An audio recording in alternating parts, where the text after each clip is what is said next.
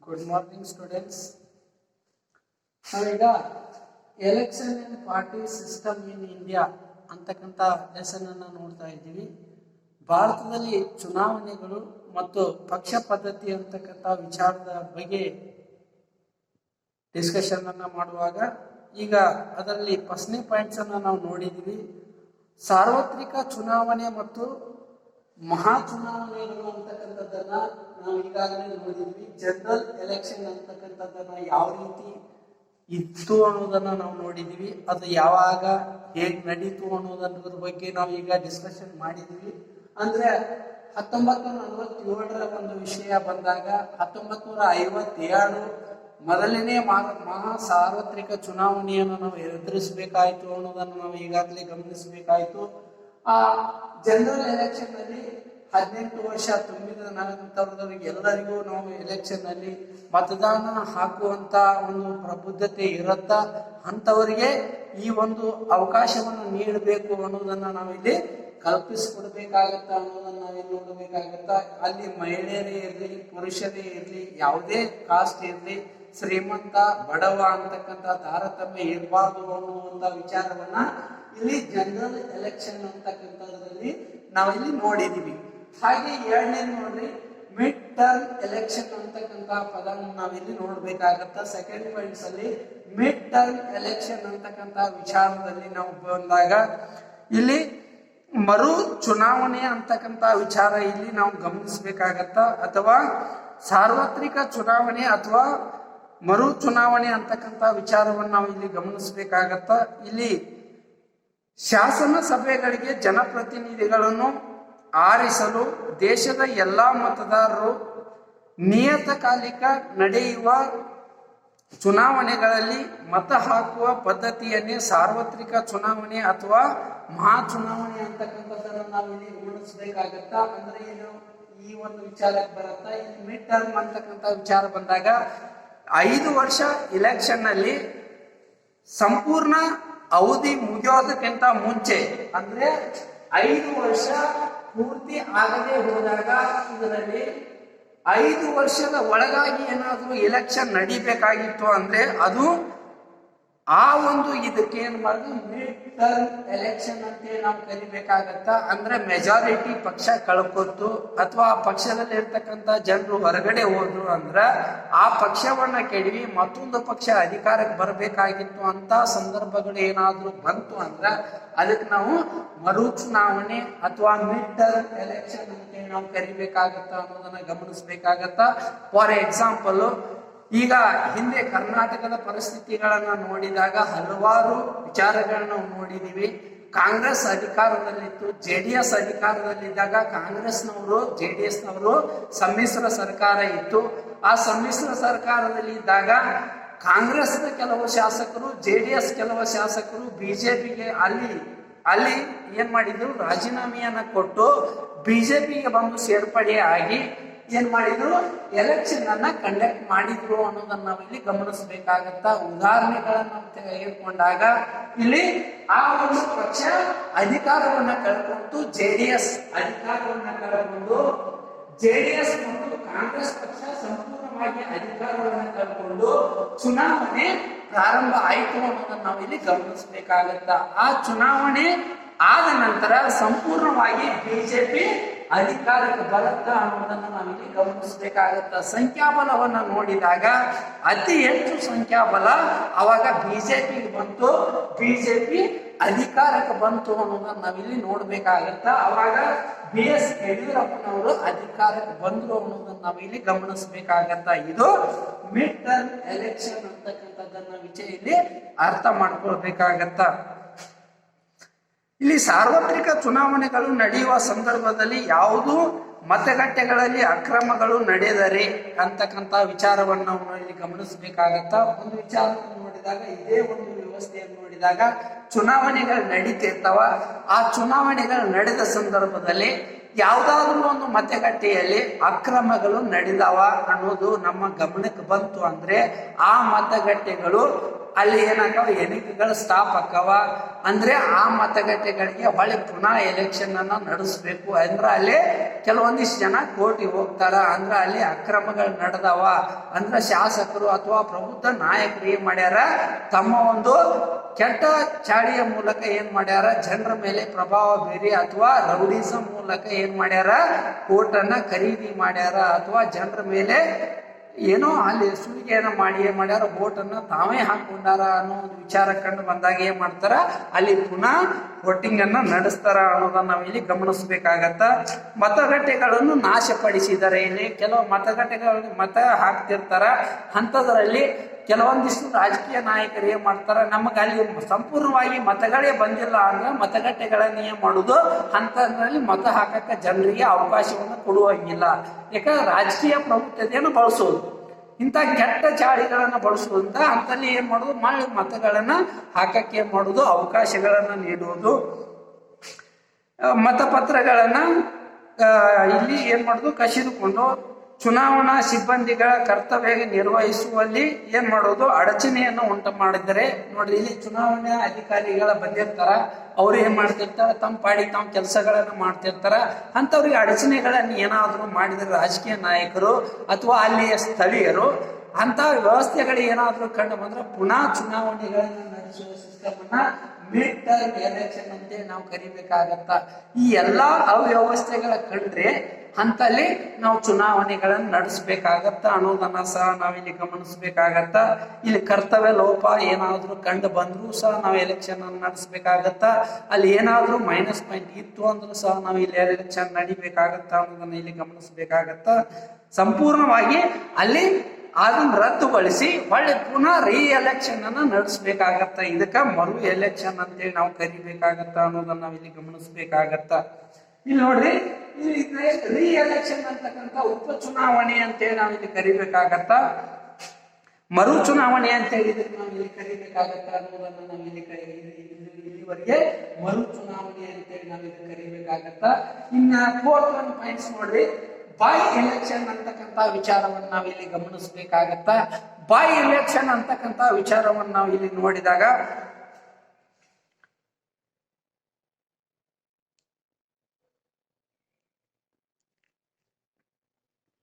ಒಂದು ನಿರ್ದಿಷ್ಟ ಮತಕ್ಷೇತ್ರದಲ್ಲಿ ಪ್ರಜೆಗಳಿಂದ ಚುನಾವಣೆಗಳ ಮೂಲಕ ಆಯ್ಕೆಯಾದ ಪ್ರತಿನಿಧಿ ತನ್ನ ಅವಧಿ ಮುಗಿಯುವ ಮುಂಚೆ ರಾಜೀನಾಮೆ ನೀಡುವ ಅಥವಾ ಮರಣ ಹೊಂದಿದರೆ ಇನ್ನಿತರೆ ಕಾರಣಗಳಿಂದ ತನ್ನ ಸದಸ್ಯತ್ವವನ್ನ ಕಳೆದುಕೊಂಡಾಗ ಆ ಸ್ಥಾನಕ್ಕೆ 6 ತಿಂಗಳ ಒಳಗಾಗಿ ಏನ್ ಮಾಡ್ಬೇಕಾಗತ್ತ, ಎಲೆಕ್ಷನ್ ಅನ್ನ ನಡೆಸಬೇಕಾಗತ್ತ. ಅದಕ್ಕೆ ಉಪ ಚುನಾವಣೆ ಅಂತೇಳಿ ನಾವು ಕರಿಬೇಕಾಗತ್ತ. ಇಲ್ಲೇ ಇದು ಬಾಯ್ ಎಲೆಕ್ಷನ್ ಅಂತಕ್ಕಂಥದ್ದು, ಇದು ಯಾವುದೋ ಒಂದು ಕಾರಣಕ್ಕೆ ನಾವು ಏನ್ ಮಾಡ್ಬೇಕಾಗತ್ತ, ಎಲೆಕ್ಷನ್ ಬಾಯ್ ಎಲೆಕ್ಷನ್ ಅನ್ನ ಮಾಡ್ಬೇಕಾಗತ್ತ. ಯಾವ ಒಂದು ಹಲವಾರು ತೊಂದರೆಗಳು ಬರ್ತಿರ್ತಾವ. ಆ ತೊಂದರೆಗಳಲ್ಲಿ ಆ ಒಂದು ಕ್ಷೇತ್ರದ ಶಾಸಕ ಆಗಿರ್ಬೋದು ಏನ್ ಮಾಡ್ತಾರ, ನನಗೆ ಈ ಕ್ಷೇತ್ರ ಬೇಡ, ಯಾವ್ದು 108 ಕಾರಣಗಳನ್ನ ಕೊಟ್ಟು ಅಥವಾ ಅನಾರೋಗ್ಯ ಕಾರಣ ಆಗಿರ್ಬೋದು, ಪರ್ಸನಲ್ ಏನೋ ಕಾರಣಗಳನ್ನ ಕೊಟ್ಟು ಅಥವಾ ಮರಣೋತ್ತರ ಇದು ವಿಚಾರವನ್ನಾಗಿ ಇಟ್ಕೊಂಡು ಏನಾದ್ರೂ ಕಾರಣಗಳನ್ನ ನೀಡಿ ಅವ್ರು ಏನ್ ಮಾಡ್ತಾರ, ಅಲ್ಲಿ ರಾಜೀನಾಮೆಯನ್ನ ಕೊಟ್ಟಿರ್ತಾರ ಅಥವಾ ಬೇರೆ ಇನ್ಯಾವುದೋ ಕಾರಣ ಅಥವಾ ಮರಣವನ್ನ ಹೊಂದಿರ್ತಾರ. ಅಂತ ಕ್ಷೇತ್ರಗಳಿಗೆ 6 ತಿಂಗಳ ಒಳಗಾಗಿ ನಾವು ಏನ್ ಮಾಡ್ಬೇಕಾಗತ್ತ, ಎಲೆಕ್ಷನ್ ಅನ್ನ ನಡೆಸಬೇಕಾಗತ್ತ. ಫಾರ್ ಎಕ್ಸಾಂಪಲ್, ನಮ್ಮ ಜಮಖಂಡಿ ಕ್ಷೇತ್ರದ ಒಂದು ಎಲೆಕ್ಷನ್ ಅನ್ನ ನಾವು ಇಲ್ಲಿ ಗಮನಿಸಬೇಕಾಗತ್ತ. ಸಿದ್ದು ನ್ಯಾಮಗೌಡ್ರವರು MLA ಅವರು ಆಗಿದ್ರು. ಆ ಕ್ಷೇತ್ರವನ್ನ ಅವರು ಆಯ್ಕೆ ಆದ ನಂತರ ಇಲ್ಲಿ ಕಾಂಗ್ರೆಸ್ ಪಕ್ಷ ವತಿಯಿಂದ ಆಯ್ಕೆ ಆಗಿದ್ರು. ಆಯ್ಕೆ ಆದ ನಂತರ ಅವರು ಮರಣವನ್ನ ಅಪ್ಪಿದ್ರು. ಮರಣವನ್ನ ಅಪ್ಪಿದ ನಂತರ ಏನಾಯ್ತು, 6 ತಿಂಗಳ ಒಳಗಾಗಿ ಎಲೆಕ್ಷನ್ ಜಮಖಂಡಿ ಕ್ಷೇತ್ರಕ್ಕೆ ಅಷ್ಟೇ ಏನ್ ಮಾಡ್ಬೇಕಾಗಿತ್ತು, ಎಲೆಕ್ಷನ್ ನಡೆಸಬೇಕಾಯ್ತು. ಅಂದ್ರ ಈ ಕ್ಷೇತ್ರ ಮಾತ್ರ ಬರ್ಬೇಕಾಗಿ ಬಂತು. ಅಲ್ಲಿ ಇನ್ನು ಉಳಿದ ಕ್ಷೇತ್ರಗಳನ್ನು ತೆಗೆದುಕೊಳ್ಳಬೇಕಾಗಿಲ್ಲ. ಇಲ್ಲಿ ಅಷ್ಟೇ ಅವರು ಮರಣವನ್ನು ಹೊಂದಿದಾಗ ಈ ಒಂದು ಕ್ಷೇತ್ರ MLA ಕ್ಷೇತ್ರಕ್ಕೆ ಎಲೆಕ್ಷನ್ ನಡೆಸಬೇಕಾಯ್ತು. ಇಲ್ಲೇ ಪುನಃ ಅವ್ರ ಮಗ ಆನಂದ್ ನ್ಯಾಮಗೌಡ ಅವರು ಕಾಂಗ್ರೆಸ್ ಪಕ್ಷದ ವತಿಯಿಂದ ಏನ್ ಮಾಡಿದ್ರು, ಆಯ್ಕೆ ಆದ್ರು. ಇದು ಉಪ ಚುನಾವಣೆ ಬಾಯ್ ಎಲೆಕ್ಷನ್ ಅಂತ ಹೇಳಿ ಕರಿಬೇಕಾಯ್ತು ಅನ್ನೋದನ್ನ ನಾವು ಇಲ್ಲಿ ನೋಡ್ಬೇಕಾಗತ್ತ. ಇನ್ನು ಇದು ಇಂಥ ಕಾರಣಗಳನ್ನ ನಾವಿಲ್ಲಿ ಗಮನಿಸಬೇಕಾಗತ್ತ ಅನ್ನೋದನ್ನ ನಾವಿಲ್ಲಿ ನೋಡ್ಬೇಕಾಗತ್ತ. ಇನ್ನು ಕೆಲವೊಂದಿಷ್ಟು ಪಾಯಿಂಟ್ಸ್ ಗಳನ್ನ ನೋಡ್ಬೇಕಾಗತ್ತ. ಇಂಪಾರ್ಟೆನ್ಸ್ ಆಫ್ ದ ಎಲೆಕ್ಷನ್ ಅಂತಕ್ಕಂಥ ವಿಚಾರಗಳನ್ನ ನಾವಿಲ್ಲಿ ನೋಡಿದಾಗ ಇಲ್ಲಿ ಆ ಚುನಾವಣೆಯ ಅವಶ್ಯಕತೆಗಳು ಏನದಾವ ಅನ್ನೋದನ್ನ ನಾವು ಇಲ್ಲಿ ನೋಡ್ಬೇಕಾಗತ್ತ. ಪ್ರಜಾಪ್ರಭುತ್ವ ಆಡಳಿತ ವ್ಯವಸ್ಥೆಯಲ್ಲಿ ಇಲ್ಲಿ ಮಧ್ಯಂತರ ಇಲ್ಲಿ ಚುನಾವಣೆಗಳು ಯಾಕೆ ಅವಶ್ಯಕತೆ ಅದಾವ ಅನ್ನೋದನ್ನ ಇಲ್ಲಿ ಇದರ ಮಹತ್ವ ಏನಿದೆ ಅನ್ನೋದನ್ನ ನಾವು ಇಲ್ಲಿ ಗಮನಿಸಬೇಕಾಗತ್ತ. ಏನಿದ್ರ ಇಂಪಾರ್ಟೆನ್ಸು, ಇದರ ಅವಶ್ಯಕತೆ ಏನಿದೆ, ಇನ್ ಚುನಾವಣೆ ನಡೆಸೋದ್ರಿಂದ ಕೋಟ್ಯಾಂತರ ಅಲ್ಲ 1000 ಕೋಟಿಯಷ್ಟು ಇಲ್ಲಿ ಏನಾಗತ್ತ ವೆಚ್ಚ ಆಗತ್ತ. ಹಾಗಿದ್ರೆ ಇದರ ಮಹತ್ವ ಏನಿದೆ ಅನ್ನೋದನ್ನ ನಾವಿಲ್ಲಿ ಅರಿಬೇಕಾಗತ್ತ. ಇದರ ಹೊಣೆ ಜನರಿಗಿದೆ, ಆದ್ರೂ ಸಹ ಇದರ ಲಾಭ ಜನರಿಗೆ ಇದೆ ಅನ್ನೋದನ್ನ ನಾವಿಲ್ಲಿ ಗಮನಿಸ್ಬೇಕಾಗತ್ತ. ಹಾಗಾದ್ರೆ ಇದರ ಲಾಭಗಳು ನಮಗೆ ಯಾವ ರೀತಿ ಸಿಗ್ತಾವ ಅನ್ನೋದನ್ನ ನಾವಿಲ್ಲಿ ನೋಡ್ಬೇಕಾಗತ್ತ. ಹಾಗಿದ್ರೆ ಈಗ ಜನರಲ್ ಪಾಯಿಂಟ್ಸ್ ಗಳನ್ನ ನಾವು ನೋಡೋದ ಒಳ್ಳೆ ಪ್ರಜೆಗಳನ್ನು ಆಯ್ಕೆ ಮಾಡಿ ಕಳಿಸ್ಬೇಕಾಗತ್ತ. ಇವರು ನಮಗೋಸ್ಕರ ಹೋರಾಡ್ತಿರ್ತಾರ, ಒಳ್ಳೆ ಕಾನೂನುಗಳನ್ನ ಜಾರಿಗೆ ತರ್ತಾರ, ಅಂದ್ರ ನಮಗೋಸ್ಕರ ಅವರು ಕೆಲಸಗಳನ್ನ ಮಾಡ್ತಾರ ಅನ್ನೋದನ್ನ ನಾವಿಲ್ಲಿ ಸಹ ಅರ್ಥ ಮಾಡ್ಕೊಳ್ಬೇಕಾಗತ್ತ. ನಾವೇ ಕಳಿಸಿದ ಪ್ರಜೆಗಳು ನಮ್ಮ ಹಿತಕ್ಕೋಸ್ಕರ ಅಲ್ಲಿ ಏನ್ ಮಾಡ್ತಾರ, ನಮಗೋಸ್ಕರ ಏನ್ ಮಾಡ್ತಾರ, ಕಾಯ್ದೆ ಕಾನೂನುಗಳನ್ನ ಆಡಳಿತ ವ್ಯವಸ್ಥೆಗಳನ್ನ ಜಾರಿಗೆ ತರ್ತಾರ ಅನ್ನೋದನ್ನ ಸಹ ನಾವಿಲ್ಲಿ ಅರ್ಥ ಮಾಡ್ಕೊಳ್ಬೇಕಾಗತ್ತ. ಅದಕ್ಕೋಸ್ಕರ ನಾವು ಚುನಾವಣೆಗಳನ್ನ ನಡೆಸಬೇಕಾಗತ್ತ. ನಾವು ಎಲೆಕ್ಷನ್ ಮೂಲಕ ಆಯ್ಕೆ ಮಾಡಿರ್ತಕ್ಕಂಥ ಪ್ರಜೆಗಳು ನಮ್ಮನ್ನ ಕಾಪಾಡೋದಕ್ಕೋಸ್ಕರ ಏನ್ ಮಾಡ್ತಾರ, ಹೋರಾಟವನ್ನ ಮಾಡ್ತಾರ, ತಮ್ಮ ಜೀವವನ್ನ ಬಲಿ ಕೊಡ್ತಾರ ಅನ್ನೋದನ್ನ ನಾವಿಲ್ಲಿ ಗಮನಿಸ್ಬೇಕಾಗತ್ತ. ಅದರಲ್ಲಿ ಇದರ ಮಹತ್ವದ ಪಾಯಿಂಟ್ಸ್ ಗಳನ್ನ ನಾವಿಲ್ಲಿ ನೋಡ್ಬೇಕಾಗತ್ತ. ಇಲ್ಲಿ ನಿಯತಕಾಲಿಕ ಚುನಾವಣೆಗಳು ಪ್ರಜೆಗಳಿಗೆ ಸರ್ಕಾರ ರಚನೆ ಮಾಡುವಲ್ಲಿ ಅವಕಾಶಗಳನ್ನ ಕಲ್ಪಿಸುತ್ತವೆ ಅನ್ನೋದನ್ನ ನಾವಿಲ್ಲಿ ನೋಡ್ಬೇಕಾಗ. ನಿಯತಕಾಲಿಕವಾಗಿ ಚುನಾವಣೆಗಳನ್ನು ನಡಿಬೇಕು ಅನ್ನೋದನ್ನ ನಾವಿಲ್ಲಿ ಗಮನಿಸಬೇಕಾಗತ್ತೆ. ನಿಯತಕಾಲಿಕವಾಗಿ ಅಂದ್ರೆ ಏನು, 5 ವರ್ಷಕ್ಕೊಮ್ಮೆ MLA ಎಲೆಕ್ಷನ್ ಆಗಿರ್ಬೋದು, MP ಎಲೆಕ್ಷನ್ ಆಗಿರ್ಬೋದು, ನಿಯತಕಾಲಿಕವಾಗಿ ನಡೀಬೇಕು ಅನ್ನೋದನ್ನ ನಾವಿಲ್ಲಿ ನೋಡ್ಬೇಕಾಗತ್ತ. ಅಂದ್ರ 5 ವರ್ಷ 6 ವರ್ಷ ಯಾವ ಸಮಯದಲ್ಲಿ ಆ ಒಂದು ಎಲೆಕ್ಷನ್ ನಡಿಬೇಕಲ್ಲ ಆ ಸಮಯದಲ್ಲಿ ನಡೆದ್ರೆ ಬಹಳ ಸೂಕ್ತವಾದದ್ದು ಅನ್ನೋದನ್ನ ನಾವಿಲ್ಲಿ ಗಮನಿಸಬೇಕಾಗತ್ತ. ಇಲ್ಲೇ ಹೋದ್ರೆ ಅಪೋಸಿಷನ್ ಪಾರ್ಟಿಯವರು ಕಿರಿಕ್ ಮಾಡಕತ್ತಾರ ಅನ್ನೋದನ್ನ ನಾವು ನೋಡ್ಬೇಕಾಗತ್ತ. 5 ವರ್ಷದ ಅಧಿಕಾರ 6 ವರ್ಷ ಮಾಡಿದ್ರು ಅಂದ್ರೆ ಅಪೋಸಿಷನ್ ಪಾರ್ಟಿಯವ್ರ ಮೇಲೆ ಏನ್ ಮಾಡ್ತಾರ, ಸುಮ್ಮನೆ ಇರುವುದಿಲ್ಲ, ಸಮಯ ವ್ಯರ್ಥ ಆಗತ್ತ ಅನ್ನೋದನ್ನ ಸಹ ನಾವಿಲ್ಲಿ ನೋಡ್ಬೇಕಾಗತ್ತ. ಅವಧಿ ಮುಗಿಯೋಕ್ಕಿಂತ ಮುಂಚೆನೆ ಏನ್ ಮಾಡ್ಬೇಕಾಗತ್ತ, ಎಲೆಕ್ಷನ್ ಟೈಮ್ ಅನ್ನ ನಾವು ಸಾರಬೇಕಾಗತ್ತ ಅನ್ನೋದನ್ನ ಸಹ ನಾವಿಲ್ಲಿ ಗಮನಿಸ್ಬೇಕಾಗತ್ತ ಅನ್ನೋದನ್ನ ನಾವಿಲ್ಲಿ ನೋಡ್ಬೇಕಾಗತ್ತ. ಚುನಾವಣೆಗಳ ಮಹತ್ವ ಈ ಕೆಳಗಿನಂತಿವೆ ಅನ್ನೋದನ್ನ ನಾವು ಇಲ್ಲಿ ನೋಡ್ಬೇಕಾಗತ್ತ. ಚುನಾವಣೆಗಳು ಪ್ರಜಾಸತ್ತಾತ್ಮಕ ಆಡಳಿತ ವ್ಯವಸ್ಥೆಯ ತಳಹದಿ ಆಗಿವೆ ಅನ್ನೋದನ್ನ ನಾವು ಇಲ್ಲಿ ನೋಡ್ಬೇಕಾಗತ್ತ. ಚುನಾವಣೆಗಳು ಪ್ರಜಾಸತ್ತಾತ್ಮಕ ತಳಹದಿ ಆಗಿವೆ ಅನ್ನೋದನ್ನ ನಾವು ಇಲ್ಲಿ ನೋಡ್ಬೇಕಾಗತ್ತ. ಅಂದ್ರೆ ಇವು ಯಾವ ಪ್ರಜಾಸತ್ತಾತ್ಮಕ ರಾಷ್ಟ್ರಗಳದಾವಲ್ಲ, ಎಲ್ಲಾ ಪ್ರಜೆಗಳು ಒಂದೇ ರೀತಿಯಲ್ಲಿ ಇರುವುದಿಲ್ಲ. ಅವರವರ ಮನಸ್ಥಿತಿಯುತವಾಗಿ ಏನ್ ಮಾಡ್ತಾರ, ಅವರವರ ವಿಚಾರಗಳ ಮೇಲೆ ಒಬ್ಬೊಬ್ಬ ವ್ಯಕ್ತಿಗಳ ಮೇಲೆ ಓಟನ್ನ ಹಾಕ್ತಿರ್ತಾರ ಅನ್ನೋದನ್ನ ನಾವಿಲ್ಲಿ ಗಮನಿಸ್ಬೇಕಾಗತ್ತ. ಇಂಥ ಪ್ರಜಾಪ್ರಭುತ್ವ ರಾಷ್ಟ್ರಗಳಿಗೆ ಚುನಾವಣೆಗಳೇ ಒಳ್ಳೆ ವ್ಯವಸ್ಥೆ ಆಗಿವೆ ಅನ್ನೋದನ್ನ ನಾವಿಲ್ಲಿ ಅರ್ಥ ಮಾಡ್ಕೊಳ್ಬೇಕಾಗತ್ತ. ಇಲ್ಲಿ ರಾಜಕೀಯ ವ್ಯವಸ್ಥೆ ಅಂದ್ರೆ ಸರಿ ಬರಲ್ಲ, ಅಂದ್ರೆ ರಾಜ್ಯ ಅಥವಾ ಬೇರೆ ವ್ಯವಸ್ಥೆಗಳು ಇಲ್ಲಿ ಸುಟೇಬಲ್ ಆಗುದಿಲ್ಲ ಅನ್ನೋದನ್ನ ನಾವಿಲ್ಲಿ ಅರ್ಥ ಮಾಡ್ಕೊಳ್ಬೇಕಾಗತ್ತ. ಅಂದ್ರೆ ಚುನಾವಣೆಗಳೇ ಒಳ್ಳೆ ವ್ಯವಸ್ಥೆ ಪ್ರಜಾಪ್ರಭುತ್ವ ವ್ಯವಸ್ಥೆಯಲ್ಲಿ. ಅಂದ್ರೆ ಇಲ್ಲಿ ಒಂದೇ ಧರ್ಮದವ ಆಡಳಿತ ಮಾಡಬೇಕು ಅನ್ನೋದಿರಲ್ಲ, ಯಾರು ಬೇಕಾದವರು ಇಲ್ಲಿ ಎಲೆಕ್ಷನ್ ನಿಂದಿರಬಹುದು, ಯಾವುದೇ ಒಂದು ಧರ್ಮದವ ಎಲೆಕ್ಷನ್ ನಿಂದಿರಬಹುದು, ಸಬ್ ಕಾಸ್ಟ್ ಯಾವ ಕಾಸ್ಟ್ ಆಗಿರ್ಬೋದು, ಯಾವುದೇ ಒಂದು ಯಾವುದೇ ಲಿಂಗ ಆಗಿರ್ಬೋದು, ಲಿಂಗ ತಾರತಮ್ಯ ಇಲ್ಲ, ಜಾತಿ ತಾರತಮ್ಯ ಇಲ್ಲ ಅಂತಕ್ಕಂಥ ವಿಚಾರಗಳನ್ನ ನಾವಿಲ್ಲಿ ಗಮನಿಸಬಹುದು. ಹೆಣ್ಣಿರಬಹುದು, ಗಂಡಿರಬಹುದು.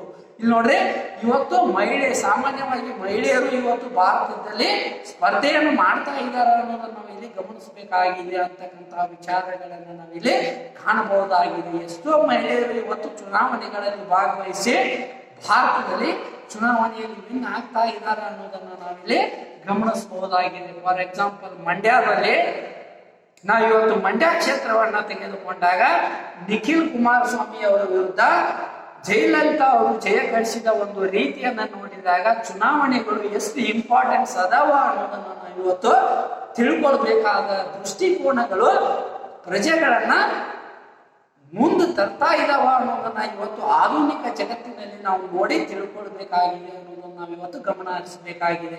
ಅಂದ್ರೆ ಇವತ್ತೊಬ್ಬ ಪ್ರಧಾನಮಂತ್ರಿಯ ಮೊಮ್ಮಗ ನಿಖಿಲ್ ಕುಮಾರಸ್ವಾಮಿ ಮುಖ್ಯಮಂತ್ರಿಯ ಮಗ ನಿಖಿಲ್ ಕುಮಾರಸ್ವಾಮಿ ಅಂತವನ ವಿರುದ್ಧ ಒಬ್ಬ ನಟನ ಹೆಂಡತಿ ಅಂದ್ರ ಅಂಬರೀಷ್ ಅವರ ಹೆಂಡತಿ ಇವತ್ತು ಜಯಬೇರಿಯನ್ನ ಸಾಧಿಸಿರ್ತಕ್ಕಂಥ ರೀತಿಯನ್ನ ನಾವು ನೋಡಿದ್ರೆ ಇವತ್ತು ಚುನಾವಣೆಗಳು ನಮ್ಮ ಬೆವರು ಇಳಿಸ್ತವ ಅನ್ನೋದನ್ನ ನಾವು ಇವತ್ತು ನೋಡ್ಬೇಕಾಗಿದೆ. ಹೀಗಿದ್ದಾಗ ಪ್ರಜಾಪ್ರಭುತ್ವ ವ್ಯವಸ್ಥೆಯಲ್ಲಿ ಚುನಾವಣೆಗಳು ಇಷ್ಟು ಮಹತ್ವವನ್ನ ಪಡೆದಿದ್ದೇವೆ ಅನ್ನೋದನ್ನ ನಾವು ಇವತ್ತು ಅರ್ಥ ಮಾಡಿಕೊಳ್ಬೇಕಾಗಿದೆ ಅನ್ನೋದನ್ನ ನಾವು ಸಹ ಗಮನ ಹರಿಸಬೇಕಾಗಿದೆ. ರಾಷ್ಟ್ರದಲ್ಲಿ ಎಲ್ಲಾ ಪ್ರಜೆಗಳು ಯಾವುದೇ ತಾರತಮ್ಯವಿಲ್ಲದೆ ಸಮಾನ ನ್ಯಾಯ ಮತ್ತು ಸ್ವಾತಂತ್ರ್ಯ ದೊರಕಿಸಿಕೊಳ್ಳುವಲ್ಲಿ ಚುನಾವಣೆಗಳು ಪ್ರಮುಖ ಪಾತ್ರವನ್ನು ವಹಿಸಿವೆ ಅನ್ನೋದನ್ನ ನಾವು ಇಲ್ಲಿ ನೋಡಬಹುದಾಗಿದೆ. ಇಲ್ಲಿ ನೋಡ್ರೆ ಇಲ್ಲಿ ಯಾವುದೇ ತಾರತಮ್ಯ ಇಲ್ಲ ಅನ್ನೋದನ್ನ ಸಹ ಇಲ್ಲಿ ಚುನಾವಣೆಗಳು ತಿಳಿಸಿಕೊಡ್ತವ. ಸ್ಪಷ್ಟವಾಗಿ ಇಲ್ಲಿ ಚುನಾವಣೆಗಳಲ್ಲಿ ಯಾವುದೇ ತಾರತಮ್ಯ ಇಲ್ಲ.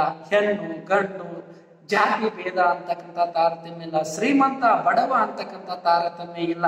ಯಾರು ಬೇಕಾದವರು ಇವತ್ತು 18 ವರ್ಷ ಮೇಲ್ಪಟ್ಟವರು ಮತಗಟ್ಟೆಗೆ ಹೋಗೋದು, ಮತನ ಹಾಕುವಂತ ನಮ್ದು ಇವತ್ತು ಕರ್ತವ್ಯ ಇದ್ದಾವ, ಅದು ಹಕ್ಕು ಇದೆ. ನಾವು ಮತ ಚಲಾಯಿಸಬಹುದು ಅಂತಕ್ಕಂಥ ವ್ಯವಸ್ಥೆ ಇದೆ, ನಾವು ಮತನ ಹಾಕಬಹುದು ಅಂತಕ್ಕಂಥ ಸಿಸ್ಟಮ್ ಇದೆ ಅನ್ನೋದನ್ನ ನಾವಿಲ್ಲಿ ನೋಡ್ಬೋದು. ಸಮಾನ ನ್ಯಾಯ, ಎಲ್ಲರಿಗೂ ಒಂದೇ ನ್ಯಾಯ ಇದೆ ಅನ್ನೋದನ್ನ ನಾವು ಇಲ್ಲಿ ಗಮನಿಸಬಹುದು. ಇಂಥ ಒಂದು ಸಮಯದಲ್ಲಿ ಯಾರು ವಿಚಾರ ಮಾಡುವಂಗಿಲ್ಲ ಅನ್ನೋದನ್ನು ನೋಡುದು. ಎಲ್ಲರಿಗೂ ಸ್ವತಂತ್ರ ಇದೆ ಅಂದ್ರೆ ಫ್ರೀಡಮ್ ಅಂತಕ್ಕಂಥ ವ್ಯವಸ್ಥೆ ಎಲ್ಲರಿಗಿದೆ. ಹೆಣ್ಣು ಇರ್ಬೋದು, ಗಂಡು ಇರ್ಬೋದು, ಇವತ್ತು SC ST, ಇವತ್ತು ಬ್ರಾಹ್ಮಣ ಇರ್ಬೋದು, ಕ್ಷತ್ರಿಯ ಇರ್ಬೋದು, ಶೂದ್ರ ಇರ್ಬೋದು, ಯಾರಿಗೂ ಇವತ್ತು ಎಲ್ಲ ವಿಚಾರದಲ್ಲಿ ಎಲ್ಲರೂ ಸಮಾನರು. All are equal before the law ಅಂತಕ್ಕಂಥ ವಿಚಾರವನ್ನ ನಾವು ಇವತ್ತು ಅರ್ಥ ಮಾಡ್ಕೊಳ್ಬೇಕಾಗಿದೆ. ಅಂದ್ರೆ ಇವತ್ತು 21ನೇ ಶತಮಾನದಲ್ಲಿ ನಾವು ಇವತ್ತು ಭಾರತದಲ್ಲಿ ಯಾರೂ ಹಿಂದಿಲ್ಲ ಅಂತಕ್ಕಂಥ ಸಿಸ್ಟಮ್ ಅನ್ನ ನಾವು ಇವತ್ತು ನೋಡ್ಬೇಕಾಗಿದೆ. ಅಟ್ಲೀಸ್ಟ್ ಈ ಚುನಾವಣೆಗಳ ಮುಖಾಂತರ ಆದ್ರೂ ನಾವು ನೋಡ್ಬೇಕಾಗಿದೆ. ಅಂದ್ರ ಎಲ್ಲರೂ ಚುನಾವಣೆಗಳು ಬಂದಾಗ ಮತಗಟ್ಟೆಯಲ್ಲಿ ಕ್ಯೂ ಅಲ್ಲಿ ನಿಂತು ವೋಟ್ ಹಾಕ್ಬೇಕಾಗಿದೆ ಅನ್ನೋದನ್ನು ನಾವು ಇಲ್ಲಿ ಗಮನಿಸಬಹುದು. ಯಾರು ನಮಗ ಇದಕ್ಕೆ ವೋಟ್ ಹಾಕ್ರಿ ಹೇಳ್ತಾರ, ಕೇಳೋದು ನಮ್ಮ ಮನಸ್ಸಿಗೆ ಬಂದವ್ರನ್ನ ವೋಟ್ ಹಾಕೋದು ಅಷ್ಟೇ. ಅಲ್ಲಿ ಯಾರು ನಮ್ಮನ್ನ ಕೈ ಹಿಡಿದು ಹಾಕ್ಸುವಂತ ಫೋರ್ಸು ಯಾರಿಗೂ ಮಾಡಕ್ ಅವಕಾಶ ಇಲ್ಲ ಅನ್ನೋದನ್ನ ನಾವಿಲ್ಲಿ ತಿಳ್ಕೊಳ್ಬೇಕಾಗಿದೆ. ಈ ಚುನಾವಣೆಗಳು ಬಹಳ ಪ್ರಮುಖ ಪಾತ್ರವನ್ನ ವಹಿಸ್ತಾವ ಅನ್ನೋದನ್ನ ಸಹ ನಾವಿಲ್ಲಿ ನೋಡಬಹುದು. ರಾಜಕೀಯ ಪಕ್ಷಗಳು ಸರ್ಕಾರವನ್ನು ರಚಿಸಿ ಪ್ರಜೆಗಳ ಹಿತಾಸಕ್ತಿಗಳನ್ನ ಈಡೇರಿಸಲು ಚುನಾವಣೆಗಳು ಅವಕಾಶ ಮಾಡಿಕೊಡುತ್ತವೆ ಅನ್ನೋದನ್ನ ನಾವು ಇಲ್ಲಿ ಗಮನಿಸಬೇಕಾಗಿದೆ. ರಾಜಕೀಯ ಪಕ್ಷಗಳು ಸರ್ಕಾರವನ್ನ ರಚಿಸ್ತಾವ. ಇಲ್ಲಿ ನಾವು ಎಲ್ಲ ಪ್ರಜೆಗಳು ಯಾವ ಪಕ್ಷಕ್ಕೆ ಬಹುಮತವನ್ನ ಕೊಡ್ತೀವಲ್ಲ ಆ ಪಕ್ಷ ಏನ್ ಮಾಡತ್ತ, ಸರ್ಕಾರವನ್ನ ರಚಿಸಿಕೊಳ್ಳುತ್ತಾ ಅನ್ನೋದನ್ನ ನಾವಿಲ್ಲಿ ಗಮನ ಹರಿಸಬೇಕಾಗತ್ತ. ಅಂದ್ರ ಯಾವ ಪಕ್ಷಕ್ಕೆ ಅತಿ ಹೆಚ್ಚು ಶಾಸಕರನ್ನ ಆಯ್ಕೆ ಮಾಡಿಕೊಡ್ತೀವಿ ಆ ಪಕ್ಷ ಆ ರಾಜ್ಯದಲ್ಲಿ ಅಧಿಕಾರಕ್ಕೆ ಬರುತ್ತಾ. ಇವತ್ತು ಬಿಜೆಪಿ ಕರ್ನಾಟಕದಲ್ಲಿ ಅಧಿಕಾರಕ್ಕೆ ಬಂದಿದೆ, ನಾವು ಇವತ್ತು ಬಿಜೆಪಿಯನ್ನು ಆಯ್ಕೆ ಮಾಡಿದ್ದೀವಿ. ಆ ಬಿಜೆಪಿ ಪಕ್ಷ ಏನ್ ಮಾಡುತ್ತ 5 ವರ್ಷ ಜನರ ಪರವಾಗಿ ಹೋರಾಡುತ್ತ ಅನ್ನೋದನ್ನ ನಾವಿಲ್ಲಿ ಗಮನಿಸಬೇಕಾಗತ್ತ. ಒಳ್ಳೆ ನ್ಯಾಯ ವ್ಯವಸ್ಥೆ ಆಗಿರ್ಬೋದು, ಆಹಾರ ಆಗಿರ್ಬೋದು, ಆರೋಗ್ಯ ಆಗಿರ್ಬೋದು, ಇನ್ನುಳಿದ ವ್ಯವಸ್ಥೆಗಳ ಬಗ್ಗೆ ಜನರ ಸಲುವಾಗಿ ಏನ್ ಮಾಡ್ತಾರೆ, ಕಾಳಜಿ ಆಗಿರ್ಬೋದು, ಎಲ್ಲ ವ್ಯವಸ್ಥೆ ಶಿಕ್ಷಣ ಆಗಿರ್ಬೋದು, ಎಲ್ಲ ರಂಗದಲ್ಲಿ ಅವರ ಸಚಿವರು ಎಲ್ಲರೂ ಕೂಡ ಏನ್ ಮಾಡ್ತಾರ, ಕೆಲಸಗಳ ಕಾರ್ಯಗಳನ್ನ ಮಾಡ್ತಾರ. ಒಂದ್ ವೇಳೆ ಮಾಡದೆ ಹೋದ್ರೆ ಮುಂದಿನ ಅಧಿಕಾರ ಅವ್ರಿಗೆ ಸಿಗುವುದಿಲ್ಲ ಅನ್ನೋದನ್ನು ಸಹ ಅವರಿಗೂ ಅರ್ಥ ಇರತ್ತ ಅನ್ನೋದನ್ನ ನಾವಿಲ್ಲಿ ಗಮನಿಸಬೇಕಾಗತ್ತ. ಒಂದ್ ವೇಳೆ ಮಾಡದೆ ಹೋದಾಗ ಅಪೋಸಿಷನ್ ಪಾರ್ಟಿಯವರು ಪ್ರಶ್ನೆ ಮಾಡ್ತಾರ, ಹೋರಾಟಗಳನ್ನ ಮಾಡ್ತಾರ. ಇವತ್ತು ಟಿವಿಗಳು ಇರ್ತಾವ, ಪ್ರಶ್ನೆ ಮಾಡೋರು ಇರ್ತಾರ, ಒಳ್ಳೆ ಪ್ರಬುದ್ಧ ನಾಯಕರ ಇರ್ತಾರ, ಕೋರ್ಟಿಗೆ ಹೋಗ್ತಾರ, ಕೇಳ್ತಾರ. ಅಥವಾ ಮುಂದಿನ ಎಲೆಕ್ಷನ್ ಅಲ್ಲಿ ಏನ್ ಮಾಡ್ತಾರ, ಸಂಪೂರ್ಣವಾಗಿ ಬಿಜೆಪಿ ಪಕ್ಷವನ್ನ ಕೇಳಿತಾರ ಅನ್ನೋ ಒಂದು ಆತಂಕ ಅವರಲ್ಲಿ ಇರತ್ತ ಅನ್ನೋದನ್ನ ನಾವಿಲ್ಲಿ ಗಮನಿಸ್ಬೇಕ ಅನ್ನೋದನ್ನ ನಾವು ಇಲ್ಲಿ ನೋಡ್ಬೇಕಾಗತ್ತ. ಚುನಾವಣೆಗಳು ಅವಕಾಶ ಮಾಡಿ ಕೊಡ್ತಾವ ಅನ್ನೋದನ್ನ ನಾವಿಲ್ಲಿ ನೋಡ್ಬೇಕಾಗತ್ತ. ಸಾಮಾನ್ಯ ಪ್ರಜೆಗಳು ತಮಗೆ ಬೇಕಾದ ಪ್ರತಿನಿಧಿಗಳನ್ನ ಆಯ್ಕೆ ಮಾಡಲು ಚುನಾವಣೆಗಳು ವೇದಿಕೆ ಆಗಿರ್ತಾವ ಅನ್ನೋದನ್ನ ನಾವಿಲ್ಲಿ ನೋಡ್ಬೇಕಾಗತ್ತ. ಇಲ್ಲಿ ಸಾಮಾನ್ಯ ಪ್ರಜೆಗಳಂದಾಗ ಇಲ್ಲಿ ಸಾಮಾನ್ಯ ಜನ, ನಮ್ಮಂತ ಜನ ಏನ್ ಮಾಡಬಹುದಾಗತ್ತ, ಬಡವರಾಗಿರ್ಬೋದು, ಇಲ್ಲಿ ಶ್ರೀಮಂತರಾಗಿರ್ಬೋದು, ಇಲ್ಲಿ ಶ್ರೀಮಂತರು ಅಥವಾ ಬಡವರು ಯಾರೇ ಇರಲು ಸಾಮಾನ್ಯ ಜನರು ಅಂದಾಗ ಒಂದೇ ಅಂತಸ್ತಿನಲ್ಲಿ ಇರ್ತಕ್ಕಂಥ ಜನ, ಮಿಡಲ್ ಕ್ಲಾಸ್ ಜನ ಅಂತ ಏನ್ ಕರಿತೀವಲ್ಲ, ಬೇಕಾದ ನಾಯಕ ಇವತ್ತು ಸಿಂಪಲ್ ಥಿಂಕಿಂಗ್ ಏನಿರ್ತಲ್ಲ, ಜನರ ಜೊತೆ ಹೊಂದಾಣಿಕೆ ಆಗಿರ್ತಕ್ಕಂಥ ವ್ಯಕ್ತಿಯನ್ನ ಆಯ್ಕೆ ಮಾಡಿಕೊಳ್ಳೋ ಅವಕಾಶ ನಮಗಿದೆ ಅನ್ನೋದನ್ನ ನಾವಿಲ್ಲಿ ಗಮನಿಸಬೇಕಾಗತ್ತ. ಅಂದ್ರೆ ನೋಡ್ರಿ, ಯಾರು ಒಳ್ಳೆ ರೆಸ್ಪಾನ್ಸ್ ಅನ್ನ ಮಾಡ್ತಾರಲ್ಲ ಅಂತವ್ರಿಗೆ ವೋಟ್ ಹಾಕುವಂತ ಅಧಿಕಾರ ನಮಗಿದೆ. ಅಟ್ಲೀಸ್ಟ್ ನೋಡ್ರಿ, 100ಕ್ಕೆ 10 ಕೆಲಸ ಮಾಡೋರ್ನಾದ್ರೂ ಆಯ್ಕೆ ಮಾಡೋ ಸಾಮರ್ಥ್ಯ ನಮಗಿದೆ. 100ಕ್ಕೆ 100 ಕೆಲಸ ಮಾಡಲ್ಲ, 100ಕ್ಕೆ 10 ಕೆಲಸ ಆದ್ರೂ ಯಾರು ಮಾಡ್ತಾರಲ್ಲ ಅವ್ರಿಗೆ ವೋಟ್ ಹಾಕಿ ಗೆಲ್ಸೋಣ ಅಂತಕ್ಕಂಥ ಸಾಮರ್ಥ್ಯ ನಮ್ಮಲ್ಲಿದೆ. ಇವತ್ತು 100ಕ್ಕೆ 100 ಯಾರು ಮಾಡಲ್ಲ, 100ಕ್ಕೆ ಅಟ್ಲೀಸ್ಟ್ 25 ಕೆಲಸ ಯಾರು ಮಾಡ್ತಾರ, 100ಕ್ಕೆ 50% ಯಾರು ಕೆಲಸ ಮಾಡ್ತಾರ, ಮೊದಲು ಅದನ್ನ ನೋಡ್ತಾರ ಜನ. ಅಟ್ಲೀಸ್ಟ್ ನೋಡ್ರಿ, 100ಕ್ಕೆ 50% ಜನ ಯಾರು ಮಾಡ್ತಾರ ಅದನ್ನ ನೋಡ್ತಾರ. ಕಾಂಗ್ರೆಸ್ ಅವ್ರು ಮಾಡ್ತಾರ, ಇಲ್ಲಿ ಬಿಜೆಪಿ ಅವ್ರು ಮಾಡ್ತಾರ. ಸರಿ, ಕಾಂಗ್ರೆಸ್ ಅವ್ರು ಮಾಡಿದ್ರ 50% ಜನ ಆ ವ್ಯಕ್ತಿ ಒಳ್ಳೆಯವ, ಸರಿ ಇವನ್ನ ಇಲ್ಲಿ ಆಯ್ಕೆ ಮಾಡೋಣ. ಇಲ್ಲ ಬೇಡ, ಬಿಜೆಪಿ ಅವ್ರು ಮಾಡ್ತಾನ, ಬಿಜೆಪಿ ವ್ಯಕ್ತಿಯನ್ನ ಆಯ್ಕೆ ಮಾಡೋಣ. ಇಂಥ ಒಂದು ಕಾನ್ಸೆಪ್ಟ್ ಇವ್ರು ಇಟ್ಕೊಂಡು ಏನ್ ಮಾಡ್ತಾರ, ಆಯ್ಕೆ ಮಾಡ್ತಾರ ನಮ್ಮ ಸಾಮಾನ್ಯ ಜನ ಅನ್ನೋದನ್ನ ನಾವಿಲ್ಲಿ ಗಮನ ಹರಿಸಬೇಕಾಗತ್ತ ಅನ್ನೋದನ್ನ ನಾವಿಲ್ಲಿ ನೋಡ್ಬೇಕಾಗತ್ತ. ವೇದಿಕೆ ಆಗಿ ಇದು ಏನ್ ಮಾಡುತ್ತ, ಸಾಮಾನ್ಯ ಜನರಿಗೆ ಅವಕಾಶಗಳನ್ನ ಕಲ್ಪಿಸಿಕೊಡತ್ತ. ಇದರಿಂದ ಜನರಲ್ಲಿ ಆತ್ಮ ಗೌರವವನ್ನ ಹುಟ್ಟಿಸತ್ತ. ಅಂದ್ರೆ ನಮ್ಮ ಮೇಲೆ ಸೆಲ್ಫ್ ಕಾನ್ಫಿಡೆನ್ಸ್ ಹುಟ್ಟತ್ತ. ಅಂದ್ರೆ ನಾವು ಇವತ್ತು ಇಂಪ್ರೂವ್ಮೆಂಟ್ ಆಗ್ತಾ ಇದ್ದೀವಿ, ಬದಲಾವಣೆ ಆಗ್ತಾ ಇದ್ದೀವಿ ಅನ್ನೋದನ್ನ ನಾವಿಲ್ಲಿ ನೋಡ್ಬೋದು. ಅಂದ್ರ 1950ರಲ್ಲಿ ಹೆಂಗಿದ್ದೀವಿ, 1975ರಲ್ಲಿ ಹೆಂಗಿದ್ದೀವಿ, 1980ರಲ್ಲಿ ಹೆಂಗಿದ್ದೀವಿ, 2000ರಲ್ಲಿ ಹೆಂಗಿದ್ದೀವಿ, 2010ರಲ್ಲಿ ಹೆಂಗಿದ್ವಿ, 2020ರಲ್ಲಿ ಹೆಂಗಿದ್ದೀವಿ ಅನ್ನೋದನ್ನ ನಾವು ಇವತ್ತು ಹಿಂದಿನಿಂದ ಇವತ್ತು ಬಂದಾಗ ನಮ್ಗೆ ಅರ್ಥ ಆಗ್ತಾ ಇದೆ. ನಾವು ಇವತ್ತು ವಿದ್ಯಾರ್ಥಿಗಳ ಅರ್ಥ ಮಾಡ್ಕೊಳ್ಬೇಕು, ಇವತ್ತು ಎಷ್ಟು ಡೆವಲಪ್ಮೆಂಟ್ ಆಗ್ತಾ ಇದ್ದೀವಿ ಅನ್ನೋದನ್ನ, ಇವತ್ತು ತುಂಬಾ ಬದಲಾವಣೆ ಆಗ್ತಾ ಇದ್ದೀವಿ ಅನ್ನೋದನ್ನ ಸಹ ನಾವು ಇವತ್ತು ನೋಡ್ಕೊಳ್ಬಹುದು. ಯಾಕಂದ್ರೆ ತುಂಬಾ ಮುಂದೆ ಹೋಗ್ತಾ ಇದ್ದೀವಿ. ಯಾಕಂದ್ರೆ ಜಗತ್ತಿನಲ್ಲಿ ಎಲ್ಲಾ ರಾಷ್ಟ್ರಗಳು ಮುಂದೆ ಹೋಗ್ತಾ ಇದಾವ, ಹಾಗೆ ನಮ್ಮ ರಾಷ್ಟ್ರನೂ ಮುಂದೆ ಹೋಗ್ತಾ ಇದೆ. ಆಡಳಿತ ಆಗಿರ್ಬೋದು, ಶಿಕ್ಷಣ ಆಗಿರ್ಬೋದು, ನೋಡ್ರಿ, ರಾಜಕೀಯ ಆಗಿರ್ಬೋದು, ವಿಜ್ಞಾನ ಆಗಿರ್ಬೋದು, ತಂತ್ರಜ್ಞಾನ ಆಗಿರ್ಬೋದು, ಆರ್ಮಿ ಆಗಿರ್ಬೋದು, ಇನ್ನುಳಿದ ಎಲ್ಲಾ ಕ್ಷೇತ್ರಗಳಲ್ಲೂ ಸಹ ಭಾರತ ಇವತ್ತು ಸ್ಪರ್ಧಿಸ್ತಾ ಇದೆ. ಆಟೋಟ ಕ್ಷೇತ್ರಗಳಲ್ಲಿ ಆಗಿರ್ಬೋದು, ನೋಡ್ರಿ, ಇವತ್ತು ರಿಸಲ್ಟ್ ಆಗಿರ್ಬೋದು, ಎಲ್ಲದರಲ್ಲಿಯೂ ಸಹ ನಾವು ಇವತ್ತು ಮುಂದೆ ಹೋಗ್ತಾ ಇದ್ದೀವಿ ಅನ್ನೋದನ್ನ ನಾವು ಇವತ್ತು ಗಮನ ಹರಿಸಬೇಕು ಅನ್ನೋದನ್ನ ಸಹ ನಾವು ಇವತ್ತು ನೋಡ್ಬೇಕಾಗಿದೆ. ಇಷ್ಟು ನಾವು ಇವತ್ತು ಎಲ್ಲಾ ಕ್ಷೇತ್ರದಲ್ಲಿ ಮುಂದಿದ್ದೀವಿ. ಭಾರತ ಇವತ್ತು ಯಾವುದಕ್ಕೂ ನಾವು ಕಡಿಮೆ ಇಲ್ಲ ಅನ್ನೋದನ್ನ ಸಹ ನಾವು ಇವತ್ತು ಅರ್ಥ ಮಾಡ್ಕೊಳ್ಬೇಕಾಗಿದೆ. 2020 ಅಷ್ಟು ನಮಗೆ ಮಹತ್ವದ ಒಂದು ವಿಚಾರವನ್ನ ತುಂಬಿಸ್ತಾ ಇದೆ. ಹೀಗೆ ನೋಡಿದಾಗ ಆತ್ಮ ಗೌರವ ಹೆಚ್ಚಾಗ್ತಾ ಇದೆ. ಇದು ತಮ್ಮ ಪಾತ್ರದ ಮಹತ್ವವನ್ನ ಅರಿವಾಗ್ತಾ ಇದೆ ಅನ್ನೋದನ್ನ ಸಹ ನಾವು ಇಲ್ಲಿ ಆಯ್ಕೆ ಮಾಡ್ಕೊಳ್ಬೇಕಾಗಿದೆ. ಚುನಾವಣೆಗಳು ಪ್ರಜಾಪ್ರಭುತ್ವದ ಅಳತೆಗೋಲಾಗಿದೆ ಅನ್ನೋದನ್ನ ಸಹ ನಾವು ಇಲ್ಲಿ ನೋಡ್ಬೇಕಾಗಿದೆ. ಅಂದ್ರೆ ಅಳತೆಗೋಲಾಗಿದೆ ಅಂದ್ರೆ ಯಾರು ಯಾರನ್ನ ಆಯ್ಕೆ ಮಾಡಿದ್ರು ಅನ್ನೋದನ್ನ ನಾವು ಇಲ್ಲಿ ಗಮನ ಹರಿಸಬೇಕಾಗಿದೆ. ಯಾಕೆ ಆಯ್ಕೆ ಮಾಡಿದ್ರು, ಹೋದ ವರ್ಷ ಯಾವ ಪಕ್ಷ ಇತ್ತು, ಈ ವರ್ಷ ಯಾಕೆ ಪಕ್ಷ ಚೇಂಜ್ ಆಯ್ತು ಅನ್ನೋದನ್ನ ಸಹ ನಾವು ಇವತ್ತು ತಿಳ್ಕೊಳ್ಬೇಕಾಗಿದೆ. ಇದು ಅಳತೆಗೋಲಾಗತ್ತ ಅನ್ನೋದನ್ನ ನಾವಿಲ್ಲಿ ರೌಂಡ್ ಅಪ್ ಅಂದ್ರೆ ಯಾಕೆ ಪಕ್ಷ ಚೇಂಜ್ ಮಾಡಿದ್ರು ಜನ ಅನ್ನೋದನ್ನ ನಾವಿಲ್ಲಿ ಗಮನ ಹರಿಸಬೇಕಾಗತ್ತ. ಕಾಂಗ್ರೆಸ್ ಅನ್ನ ತೆಗೆದು ಜನ ಬಿಜೆಪಿಯನ್ನ ಅಧಿಕಾರಕ್ಕೆ ಯಾಕೆ ತಂದ್ರು ಅನ್ನೋದನ್ನ ಸಹ ನಾವಿಲ್ಲಿ ಥಿಂಕ್ ಮಾಡ್ಬೇಕಾಗತ್ತ. ಅಂದ್ರೆ 10 ವರ್ಷ ಮೇಲೆ ಸೆಂಟ್ರಲ್ ಗೌರ್ಮೆಂಟ್ ಅಲ್ಲಿ ಅಧಿಕಾರವನ್ನ ಕೊಟ್ಟಿರ್ತಕ್ಕಂಥ ಜನ ನೆಕ್ಸ್ಟ್ 10 ವರ್ಷ ಬಿಜೆಪಿಗೆ ಕೊಟ್ರು. ಅಳತೆ ಗೋಲಾಯ್ತು. ಯಾಕೆ ಅಂದ್ರೆ ಡೆವಲಪ್ಮೆಂಟ್ ಆಗಲಿಲ್ಲ ಅಂತ ಕೊಟ್ರು ಅಥವಾ ಬೇರೆ ಇನ್ಯಾವ್ದು ಕಾರಣಕ್ಕೆ ಕೊಟ್ರು ಅನ್ನೋದನ್ನ ನಾವಿಲ್ಲಿ ಜನರಿಗೆ ಬಿಟ್ಟು ಕೊಟ್ಟದ್ದು. ಜನರು ಯಾಕೆ ತಂದ್ರು ಅನ್ನೋದನ್ನ ನಾವು ಇವತ್ತು ವಿಚಾರಿಸಬೇಕಾಗಿದೆ. ಅಂದ್ರೆ ಜನರಿಗೆ ಗೊತ್ತು ಅನ್ನೋದನ್ನ ನಾವು ಇವತ್ತು ಅರ್ಥ ಮಾಡ್ಕೊಳ್ಬೇಕಾಗಿದೆ. ಇದು ಸಾರ್ವಜನಿಕ ಹಿತಾಸಕ್ತಿಗಳ ಬಗ್ಗೆ ಚರ್ಚಿಸಲು ಮತ್ತು ಸಾರ್ವಜನಿಕ ಅಭಿಪ್ರಾಯಗಳನ್ನು ರೂಪಿಸಲು ಇದು ಸಹಾಯಕವಾಗಿದೆ ಅನ್ನೋದನ್ನ ನಾವಿಲ್ಲಿ ನೋಡ್ಬೇಕಾಗಿದೆ. ಇವೆಲ್ಲ ವಿಚಾರಗಳನ್ನ ನಾವಿಲ್ಲಿ ಇವೆಲ್ಲ ಇಂಪಾರ್ಟೆಂಟ್ ಪಾಯಿಂಟ್ಸ್ ಅಲ್ಲಿ ನೋಡ್ಬೇಕಾಗಿದೆ. ಇನ್ನುಳಿದ ಇಂಪಾರ್ಟೆಂಟ್ ಪಾಯಿಂಟ್ಸ್ ಗಳನ್ನ ನಾವು ಮುಂದಿನ ವಿಚಾರಗಳಲ್ಲಿ ನೋಡ್ಬೇಕಾಗಿತ್ತ ಅನ್ನೋದನ್ನ ನಾವಿಲ್ಲಿ ನೋಡ್ತಾ. Okay, thank you 1 and all.